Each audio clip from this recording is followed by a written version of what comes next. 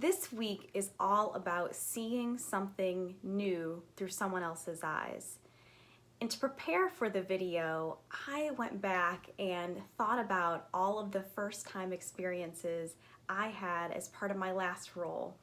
I felt really fortunate because this is a role that took me to very fun places, to see very fun people, and to experience new things continually. So here's a little rundown of that list. Going to my first Bassmaster Classic, which is the Super Bowl of fishing with Rick. Taking the corporate jet for the first time with Holly. Running in Central Park with Ann and Andrew. Going to a U.S. lacrosse tournament with Brett. Attending the CIA AA basketball conference with Ruben.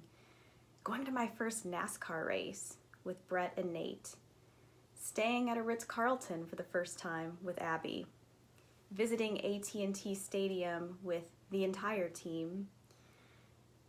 Painting with penguins with Sarah. Golfing the Scarlet course at OSU with Shonda.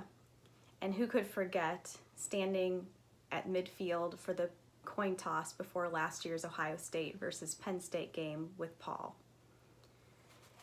Now notice that when I reflected on these experiences, it wasn't just about the experience, but who I was with having that experience. That's what I want you to think about this week. How much more memorable are things when you're able to share them with someone, particularly someone who's experiencing them for the very first time? I was actually motivated to write this week's post after coming back on an airplane trip from one of these various experiences, because I got to sit by someone who didn't have a lot of experiences like this. And for me, just sitting there listening to him talk about how fortunate he felt that he was on the plane that day made me reflect on the fact that not only have I got to have these amazing experiences, but I've gotten to share them with people who aren't just colleagues, but they're friends.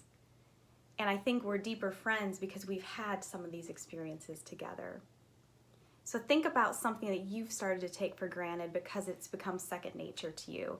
A place you've gone a lot, a restaurant you frequent, one of your favorite shows on Broadway. And take someone new.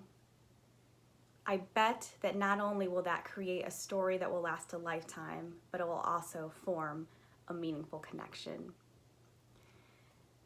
Go take that on this week, and I'll be right back here with you next week. Thanks.